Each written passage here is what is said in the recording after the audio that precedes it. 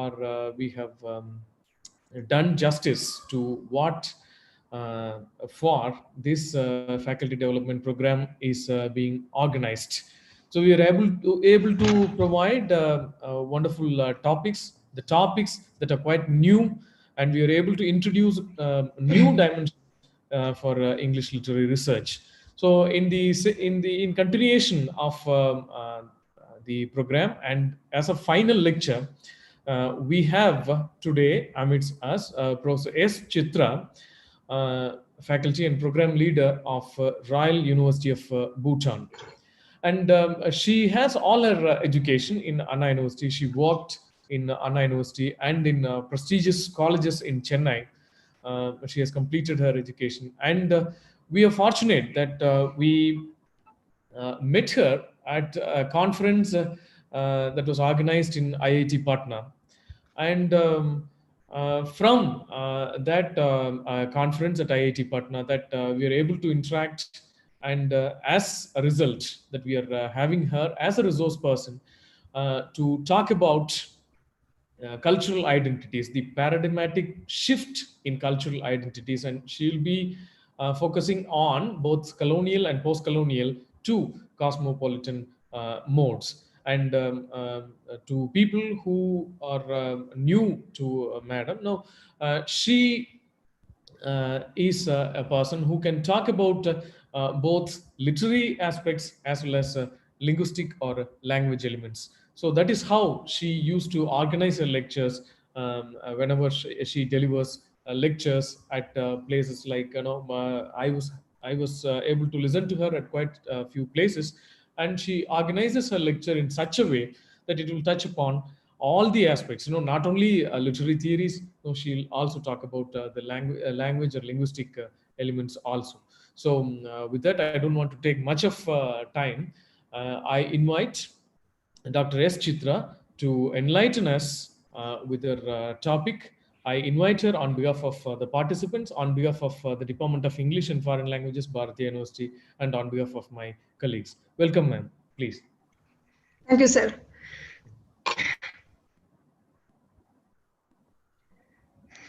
So thank you, dear Padmanabhan sir, for this warm and wonderful introduction. I don't know whether I deserve this, and I'm glad to be once again with you in this platform.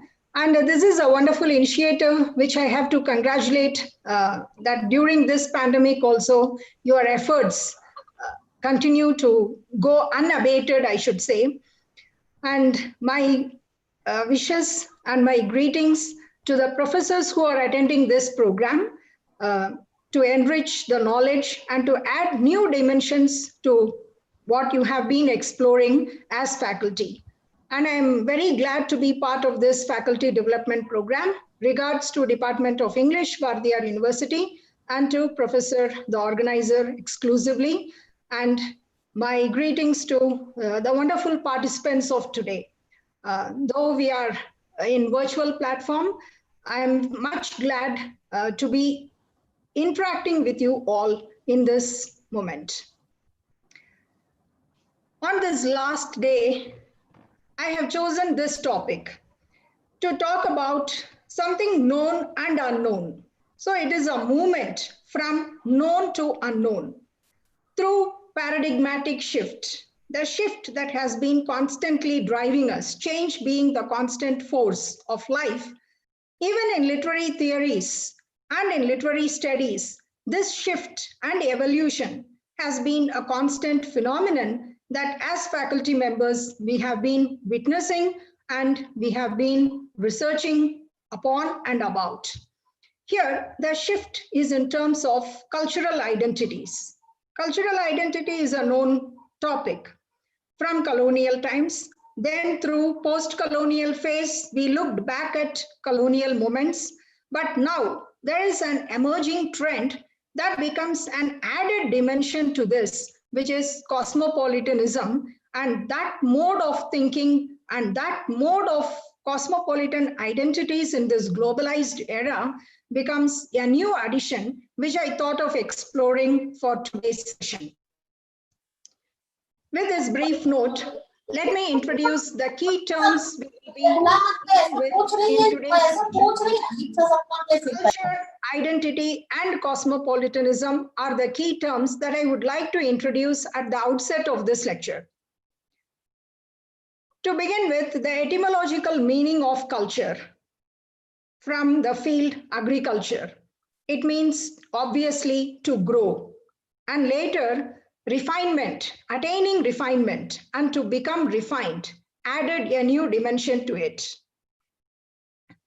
In that sense, there is an organic process that is involved around culture, and it is a complex phenomenon itself.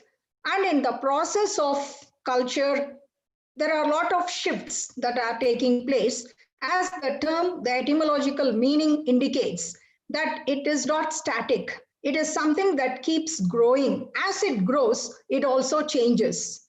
It's going to be fluid, it's going to be dynamic, and there is a constant engagement with organic process to get refined.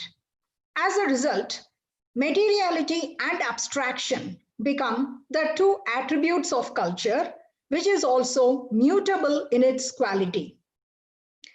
Movement, change, being the fundamental precondition of culture to thrive and flourish. Otherwise, if it remains static, any culture would die its own natural death. Mutability and movement being the fundamental precondition of culture, movement is inevitable. Here, let me draw an illustration from Raymond Williams, the cultural critic. In an introduction to his book, Keywords, A Vocabulary of Culture and Society, Raymond Williams demonstrates his post-war experiences. In the Second World War, he served as a radio officer for 4.5 years. And during this period, he was engaged in war culture away from the society. After the war, at the end of the war, when he returned to the society and joined University of Cambridge, he felt completely alien.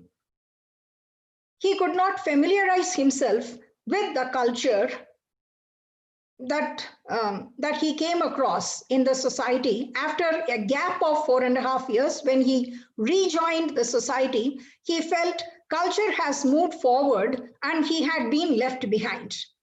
He came across, incidentally, he came across a comrade who served with him during the first year of war.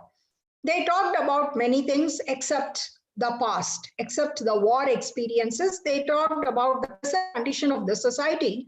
And in a dramatic moment, both of them simultaneously uttered a same thought, as if it's a dramatic thought, because both felt the same thing about the society when they got back.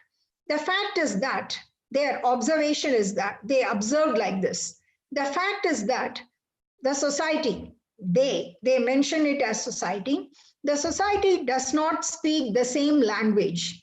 Here, language becomes the metaphor for culture. It refers to the culture and the paradigmatic shift that the culture has changed into. Sometimes it is a slow process. Sometimes due to certain events, the acceleration of cultural change will be momentous. And these two individuals and the soldiers in the post-war era felt defamiliarized. They were dislocated individuals in the post-war era. So this incident clearly shows the movement of culture, and if we don't move along with the culture, how individuals get dislocated and displaced, because when they are defamiliarized with the culture, they felt they are left behind.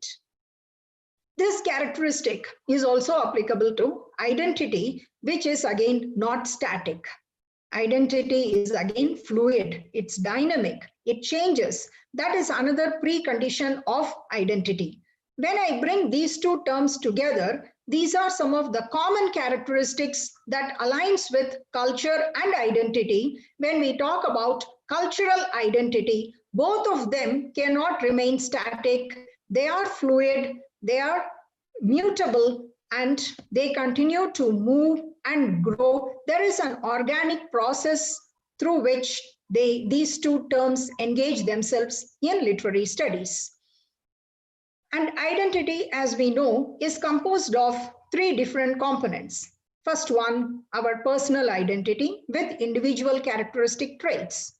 This is connected with social identity, which binds an individual, in particular with the ethnic, religious, communal, and cultural factors and the environment in which one grows up.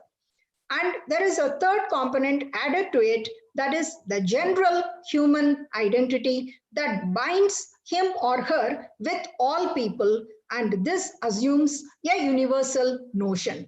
And these three components together, they are interrelational, and together they compose the identity of an individual.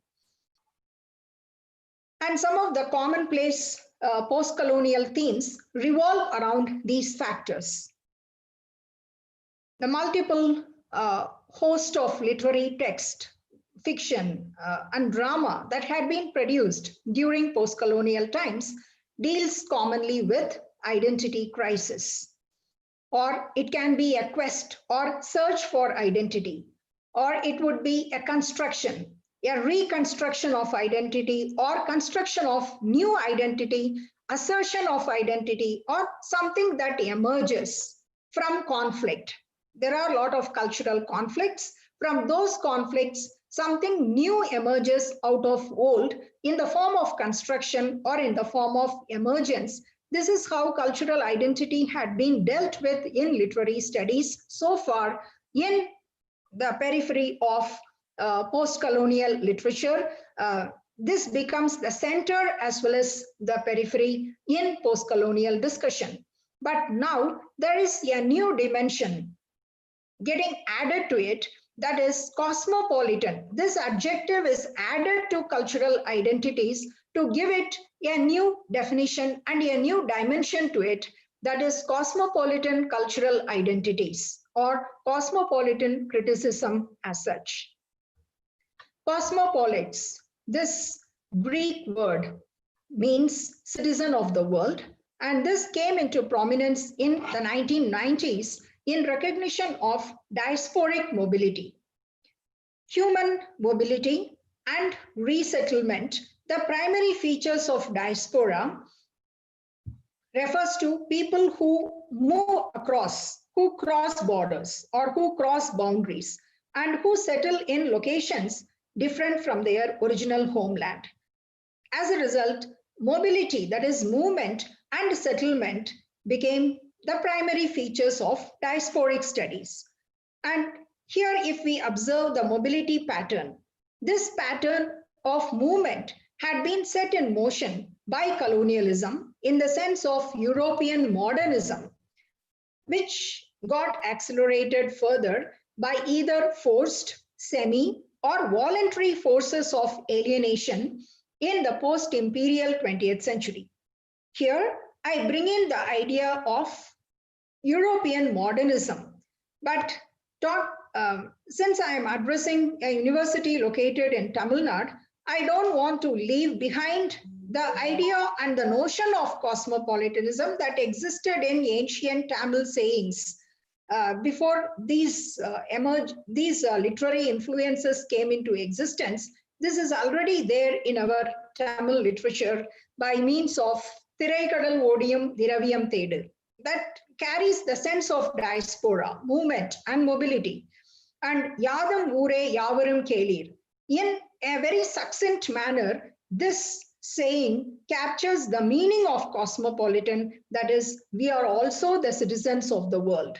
That fundamental idea had been in our culture.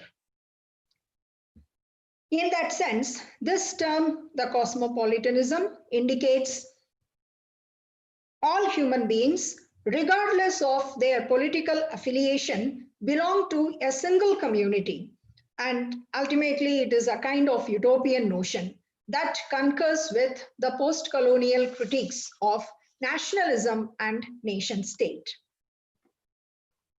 Now, to move with The origin of cosmopolitanism, the historical, here I would like to trace the historical origin of cosmopolitanism, because it is this seemingly new concept is actually an ancient concept. So this tracing will help us where from it originated.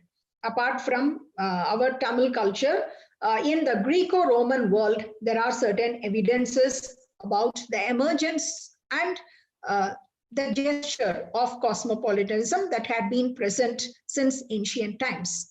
This gesture is present in Plato. For example, in Plato, Hippias, the sage, says, "I regard you all kinsmen, familiars, and fellow citizens." Here, this statement hints at how he regards others. I regard you all as kinsmen, familiars, and fellow citizens. Fellow citizen is another meaning of cosmopolitanism. Then in the 4th century, cynic, Diogenes is a cynic. His response to the question, "Where are you from?" exactly captured the meaning of cosmopolitanism when he said, "I am a citizen of the world." He was asked, "Where are you from?" And to that question, he responded, "I am a citizen of the world." So this is an identification he gives for himself. With this identification, are we to assume him as the first citizen of the world? Is he introducing himself as the first citizen of the world? Not so, because this identification, if I contextualize it, it is in a negative sense. It happens in a negative sense, meaning he did not declare this statement with the intention of becoming the first citizen of the world, rather to express his disagreement with the law of the ancient polis that he did not want to obey. He did not want to obey the law of that ancient polis, metropolis, polis meaning city. He did not want to obey the law of that city. So in disagreement with that, he had come to another place. And when he was questioned, since he has violated the law and the rules, he was questioned, "Where are you from?" For that, without revealing his identity, the place where he belongs to, he says, "I am a citizen of the world." Therefore, the nature of the statement is negative in its connotation. Therefore, it is an antinomic statement in the sense he does not have polis. He does not belong to polis, or he is not willing to reveal where he belonged to. So he does not reveal the polis, the city, but rather he says that his polis is the cosmos. That's how "I am a citizen of the world" can be interpreted. And this is the factual interpretation of Diogenes' introduction, identification of himself, though it is in a negative sense. And this also corresponds with the meaning of cosmopolitanism, which means citizen of the world. He says, rather, his polis is the cosmos. In both the cases, we can observe the presence of I that again provides multiple dimensions to the identity. And the other meanings also exist for this term. One is it carries the notion of human rights, and it also contains a philosophical focus on human reason. Now let me move with both together. Human rights, as human rights, how it is perceived, and with a philosophical focus on reasoning, on human reasoning power, how is it perceived? Yes, Tom.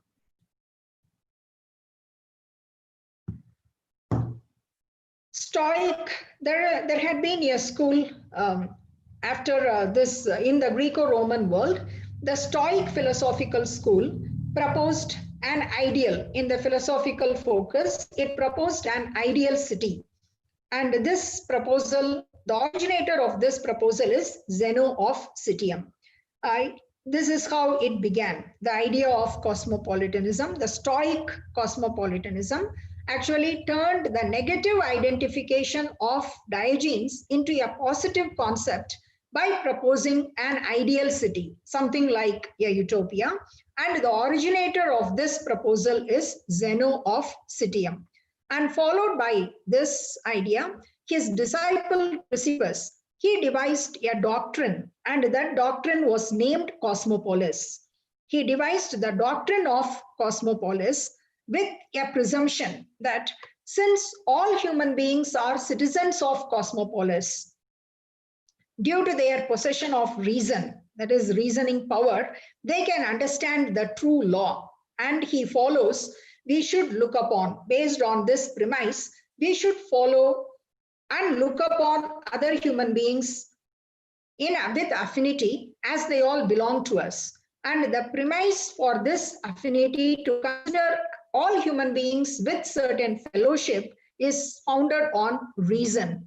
This human unity has been founded on reason, and that forms the basis of Stoic cosmopolitanism, which founded itself on ethical ideas. It can also be called idealistic, an ethical ideal with a vision of justice for human beings. And this is how this idea of cosmopolitanism formulated itself as a philosophical concept with ethical principles that's based on rationality, and the founding principle had been fellowship of humanity with affinity, that all human beings are considered with certain fellowship. There was no gender discrimination, no racial discrimination. So there was a complete solidarity and fellowship. On that basis, if we apply humans, if we apply the reason, we are endowed with reason, and if we apply that to understand the true meaning of law, then the whole universe would be the heaven. We don't have to go in search of heaven. We don't have to differentiate between heaven and hell. That fellowship and solidarity can be realized here itself in this as earthly phenomenon. That had been the ethical idea behind it. That was the presumption with which the disciple Chrysippus devised the doctrine of Cosmopolis. This seemingly new concept, from this discussion, now we could understand that this is not entirely a new concept. A seeming to be new concept in post-colonial theory is nothing but an ancient thought. And this ancient thought had its resurgence. It resurfaced during Enlightenment by means of trade, voyages of exploration, and expansion of colonial empires across the globe. So now comes the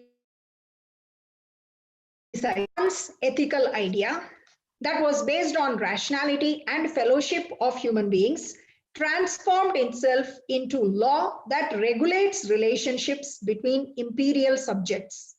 Here, the ethical idea of human rights turns into an irony. If there is anything as human rights or the natural rights that an individual has simply by being a human, in that place, can colonialism exist? If there is something as human rights or natural rights that is endowed on human beings simply by being a man, being a human, in that sense, if there are ethical rights, can colonialism exist? So we have the answer for that the human rights is changed, became just an irony. It transformed itself into a politicized ethical idea in the hands of the colonizers. The torch bearers of civilization became the highwaymen. They came riding to loot, exploit, and dehumanize the colonized subjects. But by scope, if we look at the scope of these isms, colonialism, post-colonialism, and cosmopolitanism, the scope is nothing. The scope that they tend to cover is nothing less than relations between all humans, but with notable differences in considering the other. Because in colonial discourse, othering created the binary, dividing the humans into two halves, colonizers as the master and colonized as subjects. Then a distorted nation was left behind to reorient itself in the post-colonial phase through ambivalence, cultural erosion, acculturation, loss and recovery, which continued. The process of recovery continued until the 1980s. Then in the later post-colonial phase, there was the emergence of diasporic literature, diaspora studies, that added a new dimension to space, identity, and cultural assimilation. Then toward the end of the 20th century, in the era of globalization, there was more travel and social movement, and we talked about interconnected spaces, and diasporas became more networked, resulting in cultural hybridity. These factors actually gave us a orientation toward cosmopolitanism with a willingness. Now you can see the shift. With the resurgence, there is also an adaptation.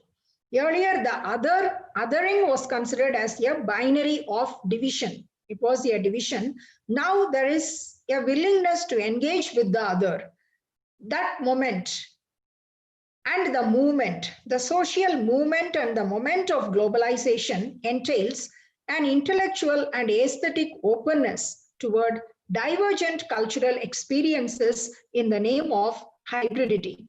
So this had been a paradigmatic shift from the former post-colonial phase to the later post-colonial phase, driven by globalization, and as a byproduct of it, cosmopolitanism came into existence. Therefore, the othering which separated and divided the human race in the beginning of post-colonial phase, in the later phase after diaspora, it engaged. It became an engagement with the other when the boundaries were crossed and the borders between regions and peoples were dismantled.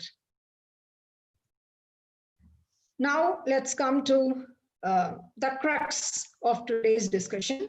From all these views, which are the founding views based on colonial and post-colonial notions, from that foundation, let's try to define and look into what is cosmopolitanism. Here, I would like to offer two views to this term. One is the layman's view. Yeah, I came across this term cosmopolitan only as a layman, not from scholarly reviews. Because while I was in Chennai, in Mount Road, the bus stop where I used to stop to take my bus to the university is located near a club. And that club had the name Cosmopolitan Club. And I have observed the gates of this club is wide open, and in the evening it will be busy with many cars entering into the gates. I had never seen anybody walking through those gates. It's only people move into that club by car, not even by two-wheelers. Only those who are employed there go there by two-wheelers. Hardly anyone walks inside, and in the evening, starting from BMW, many different cars will get into that club.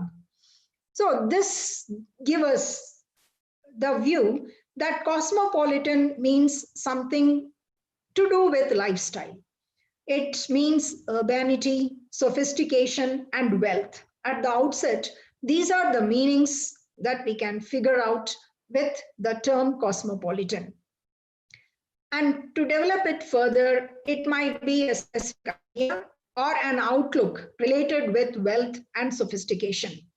And in the same note, it can be developed into behavioral pattern or form of conduct that is meant for a particular section of the society. From all these, it can be said that it is a way of being in the world. But when we say a way of being in the world, is it meant for all? This way of being is for all, or is it meant for few? That question also arises at the back of our mind. Now, let me move to the scholarly view. The scholarly view gives a completely different outlook to this term by introducing it as a system of transnational relationships. Because starting from diaspora, border crossing has happened, migration, cultural hybridity. On that ground, when we situate cosmopolitanism, it becomes a system of transnational relationships. It crosses the boundaries and the borders, and this relationship is carefully and embodied in structures. It is structured and through institutions. Even academia is one institution. Political institutions, cultural institutions, through different institutions, this idea is gaining its structure. Therefore, it's embodied in structures and institutions as a system, and this system is one of transnational relationships because it takes us beyond borders. It does not talk about the movement between, but it takes us beyond borders and beyond boundaries. Therefore, the term transnational relationship becomes vital in the study of cosmopolitanism as a scholarly debate. Now, coming back to the question, who are cosmopolitans? From the layman's view, we can easily conclude it might be elites. Cosmopolitans might be elites, or at the most, it could be persons with material resources. There should be some sort of material resources, because whenever we call somebody as a cosmopolitan, we cannot completely, entirely get rid of the fact that time and money are important factors in defining this term. Because a person who is able to travel freely, he is also termed as a cosmopolitan. One who experiences and participates in other cultures, because that also requires movement and to stay there. And one who has not only money but also time to engage with the other, and it is a willing engagement. It is not a forced engagement as transported laborers, as indentured laborers. It is not that story. It is a willing travel and a willing experience to participate in other cultures with an engagement with the other in a cosmopolitan way. Almost inevitably, in all these parameters, that person who engages himself by means of money and by means of time should be one with considerable material resources. Therefore, this idea cannot be dismissed. Elites and persons with considerable material resources or cosmopolitans is one particular definition that we cannot get rid of. But coming to the scholarly definition, it is said that cosmopolitans are those who consider themselves unfettered by the boundaries of existing political communities. They are beyond the boundaries. The political community or their political loyalty is not a binding force. They are beyond that. They are not chained by these limitations of nation state, political commitment, loyalty. So they are not fettered, chained by these. They are beyond these. So where lies their loyalty? Not to any particular political community, rather to the more universal community of all human beings. So how nice it would be. From this definition, two characteristics can be deduced. One is detachment. Detachment from the political system of nation states, because the cosmopolitans are not bound by this political system of nation state. So they are completely detached from political state, and their loyalty is more universal, not particular. It is not with national particularism. Their loyalty is more toward universalism. As a result, they are detached. That is one meaning that can be deduced from this definition. And another one is openness. openness to the world itself, because they consider themselves as citizens of the world, and the entire humanity is considered as a single community, and a cosmopolitan perceives himself or herself as one with that single community. So there is openness to the world itself and to embrace the world as a community. Is it possible? Is it realistic? Is it another utopian idea? So these are the questions that arises from these characteristics.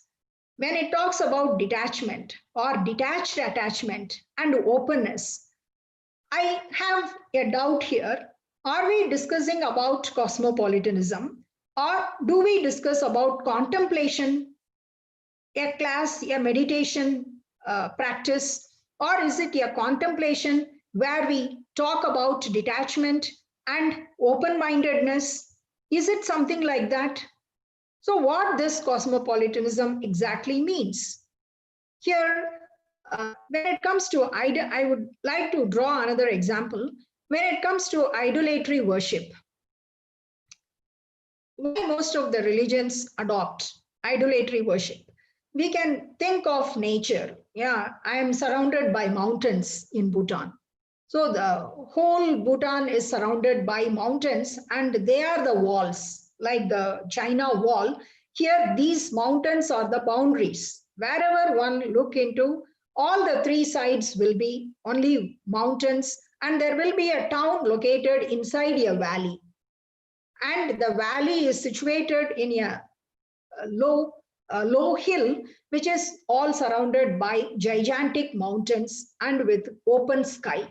There is openness, and there is the hills and the mountains and the vales and the green vales and the fountains and the rivers that surrounds. So it looks very picturesque. So if I say, assume all this to be divine, and whenever you sit for a meditation and assume and want to focus on some element, assume all this. These are the divine elements. These are all the creations of God. So let us worship them as God. Why to have idol? That's not possible, because we could not gain focus when it is open. In order to focus, there should be some element. There should be an image which resembles us. And then we can conceive that image in our mind, and the mind can be trained to focus. That's how idolatry worship came into existence if we refer to Vedas. Because this was tried. Consider the whole universe as God and try to bring that universe into your focus. When the sages trained their disciples in such a way, it was so distracting, and the focus could not be derived. Then came the idol, which helped us to fix our focus in order to train our mind and to control the senses. So I am just drawing this example to show whether cosmopolitanism is a focused theoretical discussion, or is it a distraction? Is it trying to distract us from cultural identities and its discussion, or is it really leading us to a focused discussion to the next level in literary research? So in that concern, I have drawn this evidence to make it more precise and clear. Therefore, here the question comes, this detachment and openness, are they realistic enough? Because when it says detach yourself from the political system of nation state, because you are a citizen of the world, you don't belong to a particular political system. You need not show your loyalty to a particular political system, because the whole universal system is yours. It is the global theory. So is it possible, in realistic terms, pragmatic terms, is it possible to eliminate the concept of nation, either as an idea from the mind or as a political structure that determines our life visibly or invisibly? It's a rope to which we all are tied. So is it possible to detach ourselves? So these questions are vital when we reflect on cosmopolitanism. These are some contestations with reference to the definition of the term itself. Now, this complications in the definition, let me move to the schools of thought from which this criticism came into existence as an emerging form in post-colonial theory. Here I would like to provide a cursory review of the schools of thought on cosmopolitanism with reference to post-colonial studies. Schematically, there are three schools: the skeptical, the doubts I have already created in your mind. So the first school of thought is ideally named as the skeptical. Second one as the celebratory. The hints I have already thrown. And the third one is the socialist school. Whereas the last one combines the best elements of the first three, and this emergent school is called cosmopolitan criticism. Now, the first school, the skeptical. It's a well-known fact that research on colonialism and its effects primarily focused on identity with an emphasis on difference. Therefore, it talks about identity crisis. Identity is in crisis because it is always the issue of identity is discussed with an emphasis on difference because there is a conflict. This had been the discussion. But now, when it comes to transnational design, in the globalized era when identity was discussed, there was a widespread fear that the transnational designs associated with globalization might not match with giving due respect for cultural diversity. How far in practice is it possible? Respecting the cultural diversity in practice, how far is it possible in transnational designs? So will there be a compatibility or incompatibility? That doubts continue to haunt. Therefore, the first school of thought was uncertain about these ideas of cosmopolitanism. Therefore, the first school named itself as skeptical because there were some doubts about the cultural diversity and respecting diverse cultural experiences and expressions. Then this led to the second phase known as the celebratory. Here, if we situate it in post-colonial circles, theorists like Homi Bhabha and Arjun Appadurai, they actually celebrated, they have started celebrating the advent of the condition in which borders between people and regions got dismantled with the practices of migration, diaspora, and hybridity. So that condition of dismantling the border and practicing hybridity by means of migration and diaspora led to the celebratory phase. But let's not forget the assertion of Homi Bhabha with reference to the history of colonialism as subjugation, domination, diaspora, and displacement. He says, these are the sentences that we suffered in the history of colonialism, but from here there is a learning. We learned the lessons, the most enduring lessons, in fact, for living and thinking. That's how Bhabha justifies it, justifies the idea of hybridity.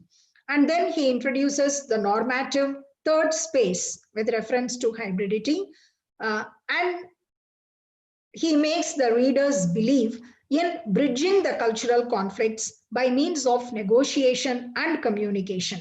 This can really bridge the gaps It can bridge the cultural conflicts. That's how the idea of hybridity has been cemented and strengthened in academia. Now, on that same note, if we move to globalization, Appadurai's globalization principles also equally tried to dismantle the center-periphery model. So now colonized subjects are moving into the world. So the difference between center and periphery model is no longer applicable. That was the rationale of Appadurai's ideas of globalization.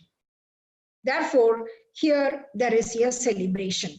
Globalization and cosmopolitanism had been celebrated by the later post-colonial writers since 1980s. And with globalization, this celebratory phase was established well. Then comes the third school, the socialist school. It called itself as the socialist school, and this school points out the ideational gaps in the previous models by recalling the characteristic of colonialism, which is one of violence, conflict, and exploitation. And also it takes into account the interactions and third spaces. And when it comes to globalization, the socialist school pointed out the progress is not even. When it comes to travel and social movement, it is not even for all. There is an uneven progress, and the nature of globalization itself is considered to be volatile in nature. So these were pointed out by the socialist school as ideational gaps. From here, from these gaps, the fourth school, which calls itself as cosmopolitan criticism, emerged. And before it emerged, in the socialist school, the truth. So there were a lot of illusions that had been created in the name of hybridity. Therefore, the truth behind the facade of globalization and cosmopolitanism were exposed by saying, than cultural hybridity, the world has more of continuing inequality and poverty. So how are we to address these inequalities? How are we to address the poverty? Is there any redistribution after Marxist principle? Is there any redistribution of wealth? So such questions arose. Because not all of world citizens could afford the free movement across places or between places and between different identities. They could not afford the free movement between places and identities. Therefore, the so-called citizens of the world, not all are affluent to be the citizens of the world. Therefore, the so-called citizens of the world mainly are victims of situations. Why do we call them as victims? Because mobility and movement is not an option or choice for many, but they are coerced to move. Or either mobility is sometimes, and many a times it is traumatic for immigrants. We can give a lot of examples. If we read Khalid Hosseini's novels in the context of Afghan, and the writer himself immigrated to US, okay, because Afghan was a war-torn nation. So some are chased away from their native places. Some are forced to move out of their native places and their original homelands by war, or it can be due to ecological collapse, or they are condemned to flee in certain desperate moments to save themselves or for the sake of employment. So the reasons are many. It is not as sophisticated as some of the critics like Arjun Appadurai think about. Therefore, in the fourth phase, Brennan critiques this idea by giving it another name as cosmo theory. He considers this cosmo theory as a disturbing continuity.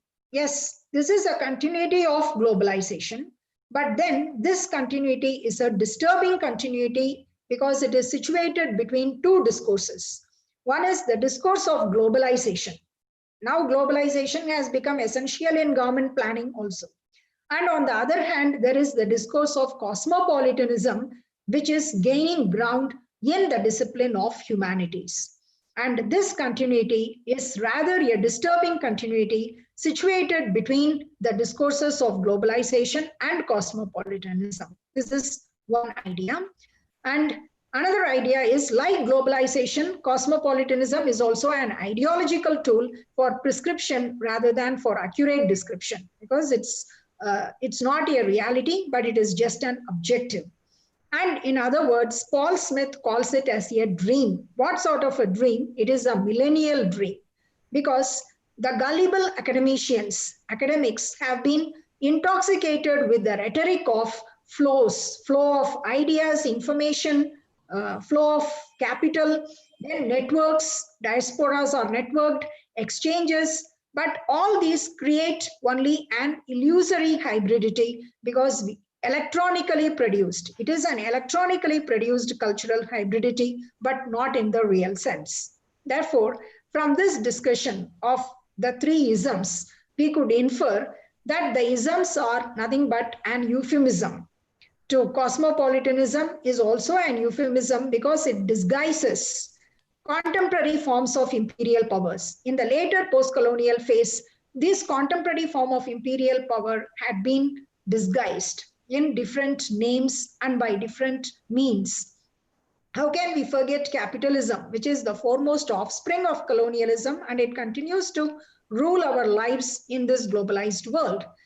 As a result, this cosmopolitan identities is not a simple phenomenon, but it is a conflicted idea. And in this conflicted idea, the second component, the social identity component, becomes a challenging field to create this conflict, because social identity component is made of different factors, including chauvinism and nationalism. And this nationalism can prevent our identification with the universal human level. Therefore, the second and the third component, if you could recall from the identity components that I gave, there is a conflict between the social identity component when it exaggerates itself to nationalism with the universal human level. Therefore, the significant determinant that can lead us to cosmopolitan criticism in a possible way is to question and to study the relationship between cosmopolitan universalism and national particularism. So both are important. Therefore, cosmopolitan criticism must take into account the normative value of nationalism. It cannot detach itself from nationalism. It has to take into account nationalism and its normative value to reconcile universal human identities with particular local identities. And Prabahar, in his preface, says globalization must always begin at home, like charity that begins at home. In this manner, solidarity can be created, because only by caring for the local, one can learn to care for the global. The local is smaller and specific. From there, we can move for the global. So that solidarity can bring in a true cosmopolitan identity in one sense. And this is the solidarity we have been experiencing in during this pandemic of COVID-19 situation also, which is again a cosmopolitan phenomenon. The whole world is affected by it, but by caring for the local, we can also care for the global. So that is the evidence, and that is the phase we are going through. With this note, I'm glad to conclude. Hope I have made some additions to the already existing knowledge. Thank you. Thank you, ma'am. Thank you for the wonderful session. Ma'am, we shall wait for a few minutes. Now, let our registrar, sir, complete his valedictory. After that, we shall have the questions. Okay. Now, we shall take few questions now. I will just stop sharing. Thank you, ma'am. Thank you. Sir?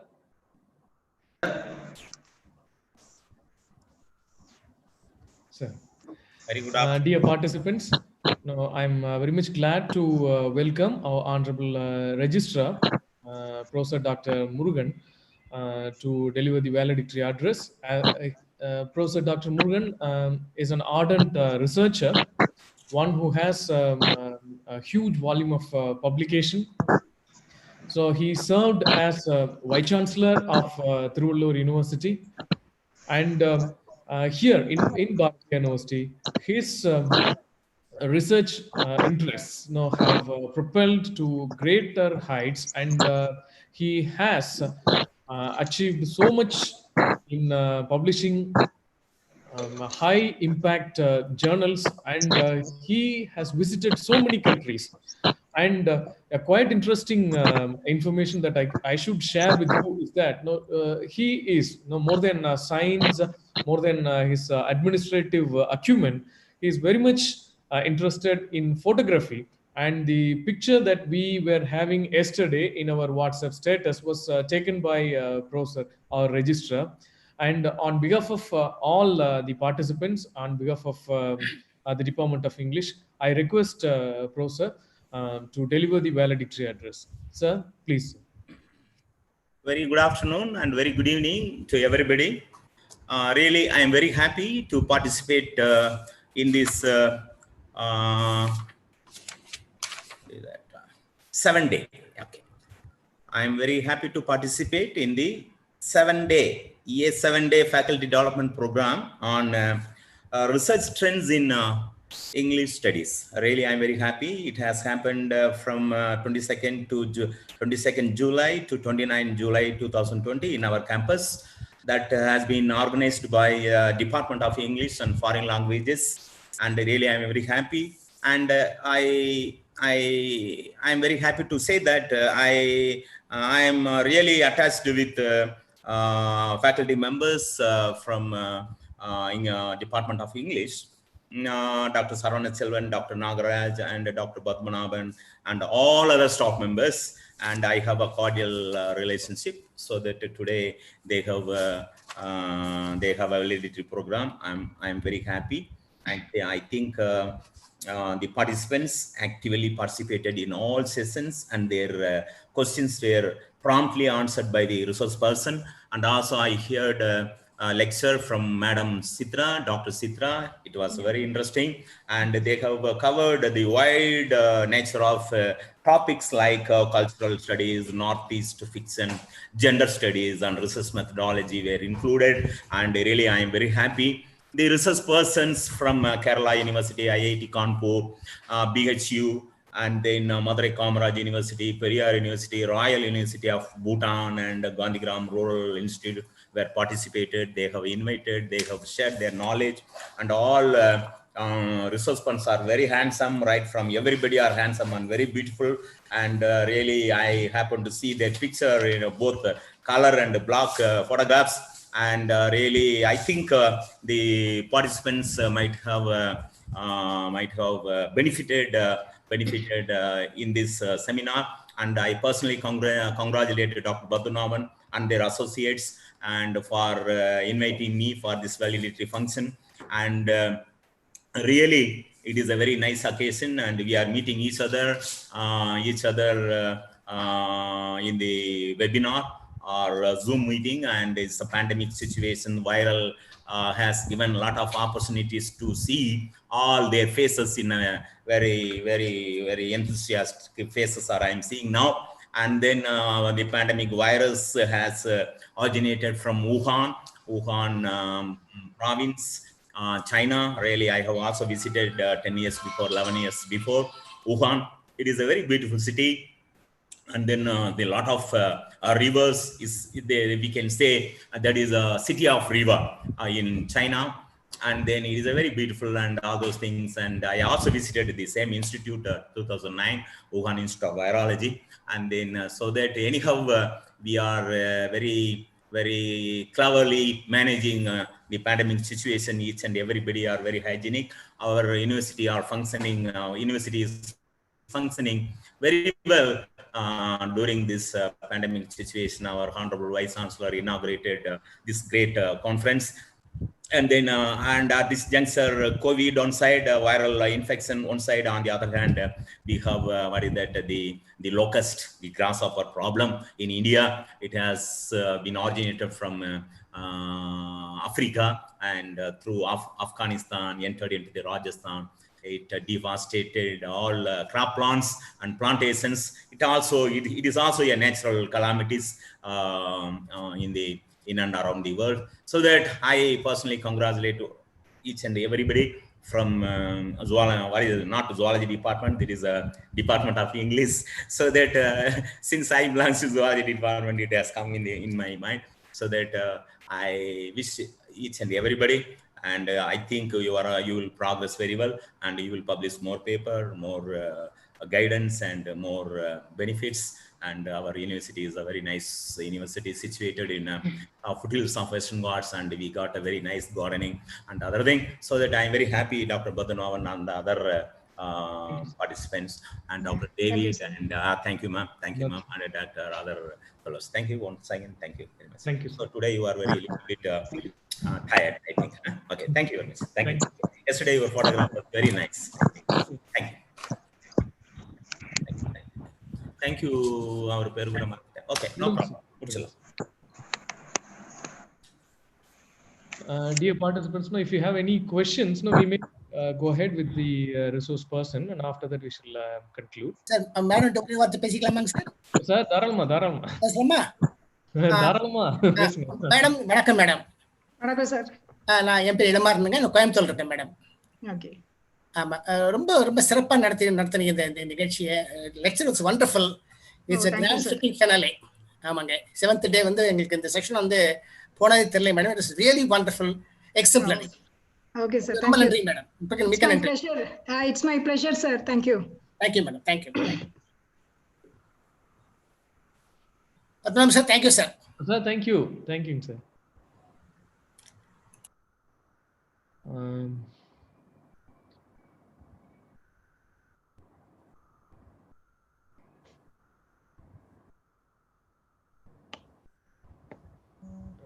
So do we have any questions?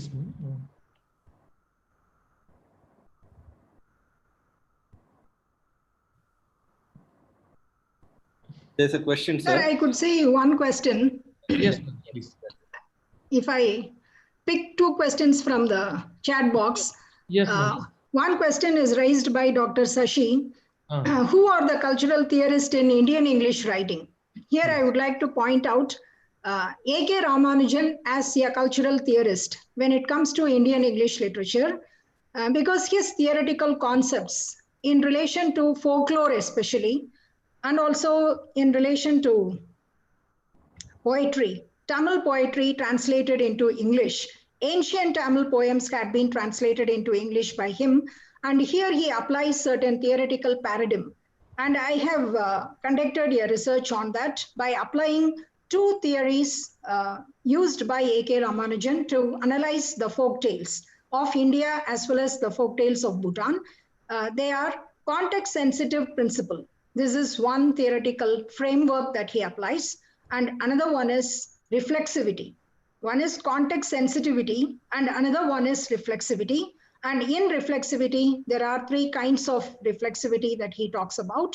And these two theoretical paradigms fit very well to interpret the folk tales, because usually folk tales are just interpreted or there is a comparative study between the tales of different regions. But applying a theoretical paradigm to study folk literature is a new dimension which I have tried. And this cultural theorist is wonderful when it comes to Indian English writing. And another question, hope I have answered Dr. Shashi. And another question is Adira Prakash. The question goes like this: how does transnational identity differ from cosmopolitan identity? Even during my lecture, I have mentioned between and beyond. Cosmopolitan is described as something beyond the borders, and there is no political affiliation. It is not important. That is, there is a complete detachment from political affiliation. That detachment makes it different from transnational identity. Even in transnational identity, there is one leg outside and another leg inside for NRIs. If you take the case of NRIs, so there is a dual citizenship kind of. They also apply for citizenship in India and in US. So dual citizenship is possible. But in cosmopolitan identity, one of you have also added Vasudeva Kudumbakam. So that is the concept. That kind of concept emerges in the sense of universalism. There is no particularism here. That is completely detached from, and universalism is recommended. But how far is it realistic? Is it really pragmatic? That was the argument I picked during this presentation to conclude that there should be a relationship between cosmopolitan universalism and national particularism, because national particularism cannot be eliminated as such. That need to be incorporated. Only then this cosmopolitan universalism will also make sense, was the observation I could make after consulting some theoretical contestations in this field. That would be my answer for this question. These are my perspectives. Maybe from your research, you might add several other dimensions to it. Thank you, ma'am. There is another question, ma'am. Ma'am, is it critically possible to analyze cultural identity only from a native or single country confined to one point?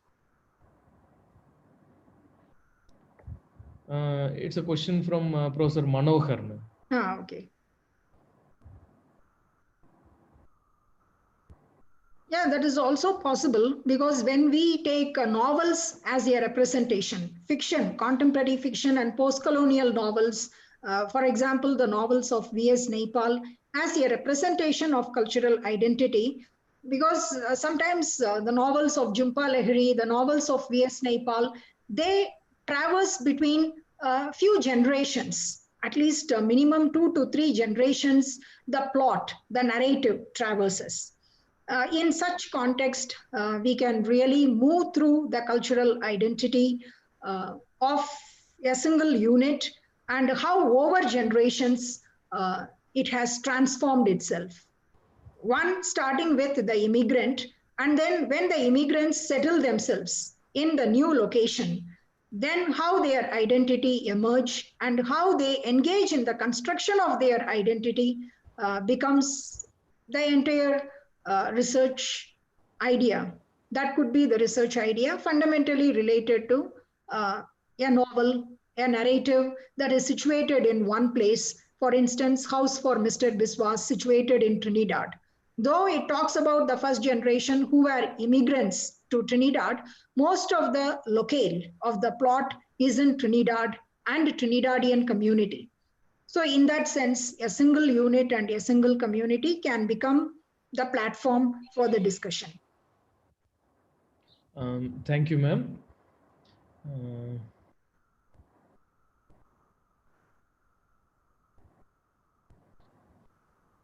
Okay, there were only... That's an information only. Yes, ma'am.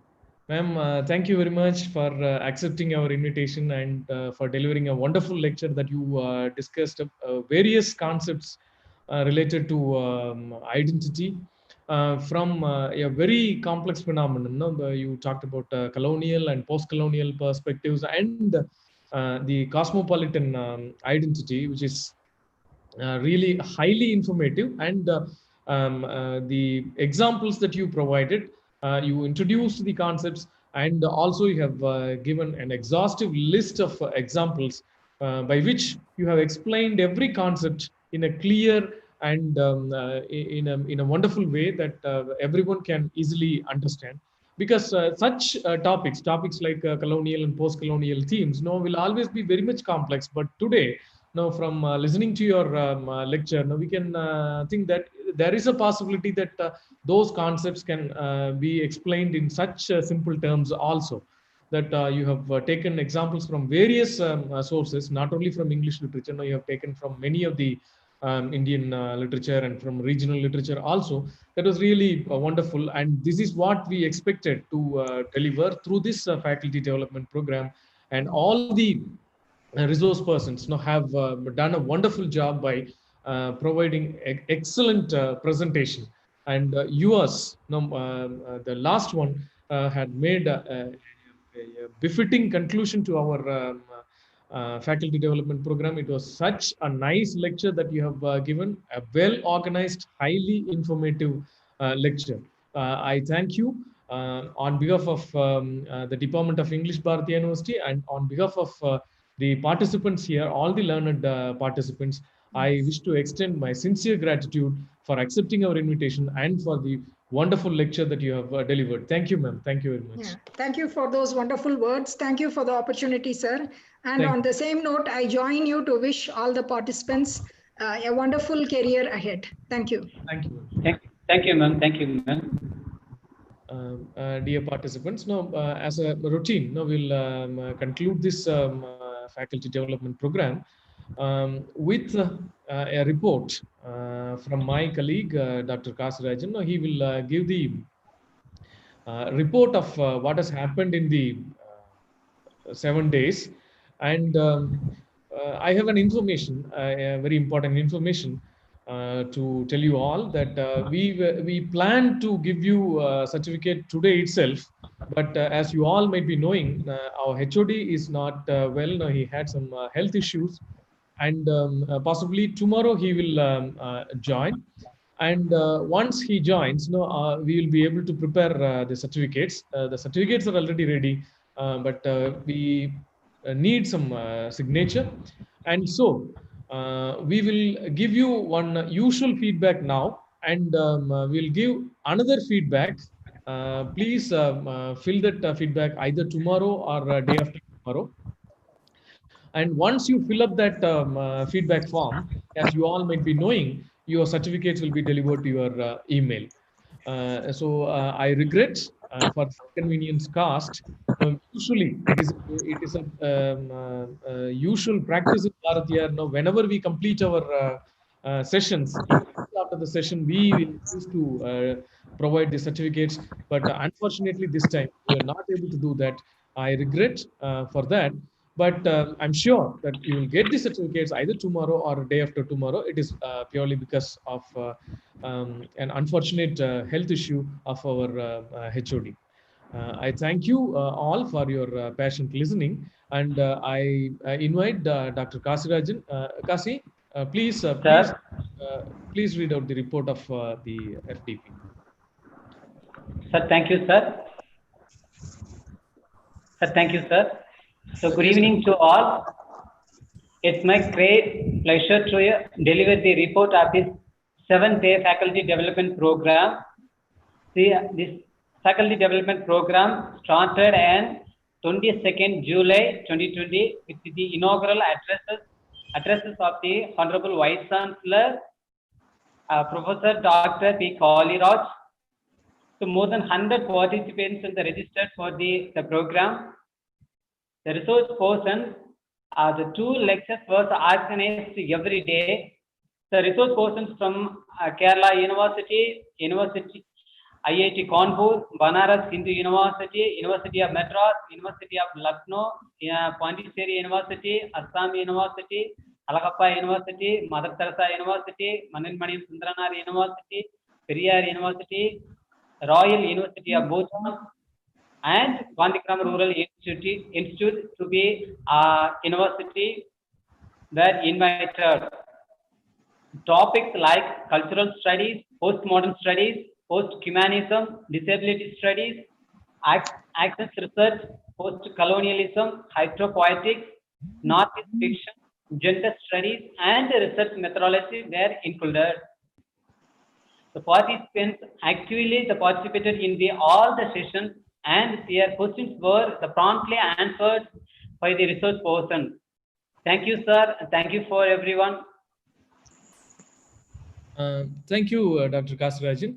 Thank you, sir. Dear participants, if anyone is willing to give feedback, please unmute your mic and give your feedback.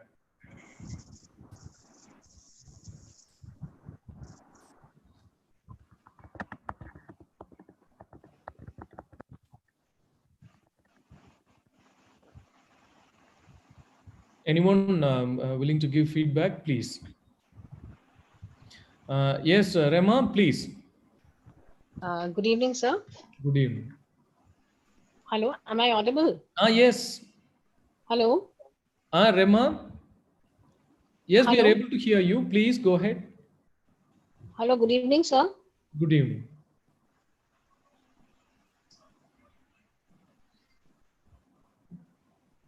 Hello. Yes. Please. Good evening, sir. Good evening. Good evening, please. Sir, I would only like to express my gratitude on behalf of all the participants for Thank you, such a ma'am. wonderful FDP that you have organized. Thank And we will look forward for other such activities, webinars, FDPs, or any such things. If you can kindly inform us. We really did get an opportunity to learn so many things from the resource persons that you had arranged. So thank you once again. And just Thank a little query, sir. You have said that we have to fill a feedback form in a day or two. So Yes, ma'am. are you going to mail it to us? Yes, ma'am. Yes, ma'am. And I request you all to stay connected with us with the WhatsApp group, please, until the certificates are distributed, please. No, sir. Will you mail the feedback form to us that we Surely, have? ma'am. Surely, we will send you email. Sir, but we are not on the WhatsApp group. Is there? How can we That's join okay, it? ma'am. We We'll did send you not join the email. group. We'll We send did you not know email. about it. I'm sorry. No problem, ma'am. We'll send you email. No problem. Excuse me, sir. Vijay Lakshmi, sir. Thank you so Ma'am, much, sir. yes, Once please. again, thanks a lot to all of you. Thank you, ma'am. Thank you. Ma'am, yes. And Vijay Lakshmi, sir. It was a very nice lecture. And every day it was really a learning for us. And we could write new papers with the research topics which we were discussed. And it was really a thought-provoking, wonderful lecture. Thank you very much, sir. Very much. Thank you, ma'am. Muneja, I'm Muneja, associated ma'am. with Bharatiyar University. I'm a research scholar in Bharatiyar University also. Oh, that's nice, ma'am. Thank you. Thank I'm you. a December 2013 batch student. Sure, ma'am. Sure. Thank you. And dear professors, 1 minute, sir. I've shared the link to join the WhatsApp group in the chat box. So if you wish to join the WhatsApp group, you can join the WhatsApp group. And the link for the final certificate and the final feedback will be sent to you both in WhatsApp group as well as it will be individually sent to your email IDs. We have your email IDs. So we'll definitely send you the feedback form to you through email as well as in WhatsApp group. Thank you. We are already in a WhatsApp group, sir. That is enough, no? Yeah, if you are there already, that's enough. And for those who are not part of the WhatsApp group, I've shared the link already in the chat box. So you can just join. This is just for those who are not part of the WhatsApp group so far. Thank you, sir. Thank you, sir, for a wonderful team. Thank you, ma'am. Muneja, Sir, may I? Ma'am, please. Sir, this is Rema. Rema, yes, please. Yes, sir. Esteemed professors, I really thank you all from the bottom of my heart for having organized such a wonderful faculty development program. I feel so proud being an alumni of the Department of English, Bharatiyar University, and being a student of all of you. I have also been trained to conduct such programs in my future days. I show my sincere gratitude to all the professors who have shared their wide knowledge amidst their busy schedule in this time of pandemic. I thank all the professors for giving us enough knowledge what you have in your mind to all of us. Scholars like us will really be benefited from all your efforts.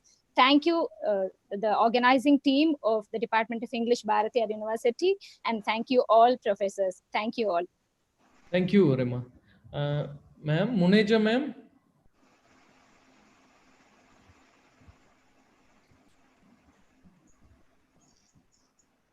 Is there anyone who is willing to deliver or willing to say something? Sir, good some evening, feedback. sir. Good evening. Even you may find if you have found any. Hello. Yes, ma'am. Hello. Good afternoon, sir. Ma'am.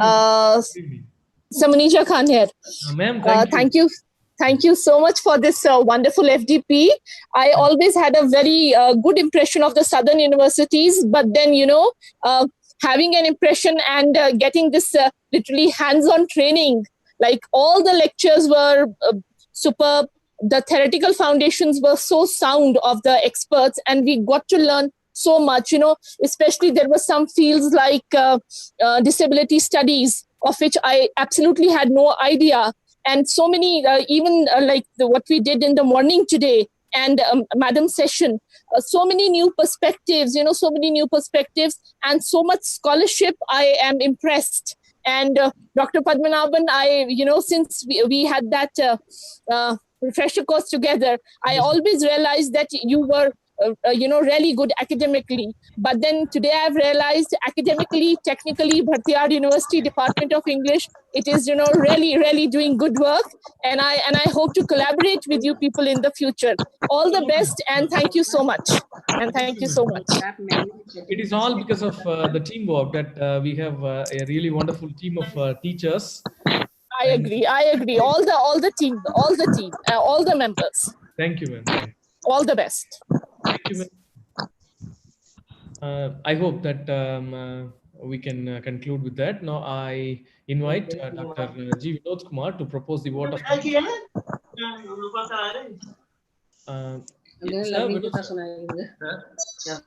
I think we can. Sir, shall I give a vote of thanks? Yes, sir. Yes. Thank you, sir.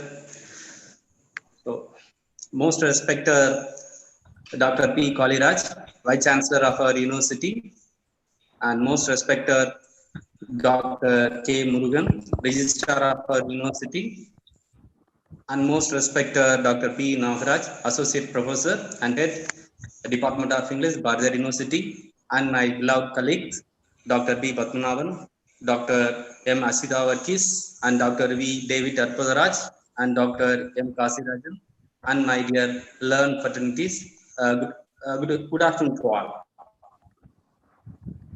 It's my great privilege and it's my duty to give out of thanks for this 7-day FDP. First, my sincere thanks to our Honorable Vice Chancellor, Professor Dr. P. Kaliraj, giving permissions to organize this 7-day FDP. On behalf of our English department and organizing team, I thank you. I just say thank from my bottom of my heart. And next, I thank our most respected Registrar, Dr. K. Murugan, for giving very much support to conduct this 7-day FTP program. On behalf of our English department and organizing team, I thank you, sir. And next, I thank our head, Dr. P. Nagaraj, for giving very much cooperation and support to conduct this 7-day FTP program. And next, I thank my beloved colleagues for giving their wonderful support and cooperation for conducting this 7-day FDP as a successful one. And next, I must thank all the resource persons from various universities in and around India for accepting our invitation and for giving very useful information regarding research trends. And last but not least, I must thank our participants for giving your immense support throughout this 7-day FTP program. On behalf of our English department, on behalf of our organizing team, I thank you. And I hope this 7-day FTP program gave more information and enlightening our future academic career. Thank you. Thank you. Thank you one and all for participating in this 7-day FTP. Thank you, sir. Thank you.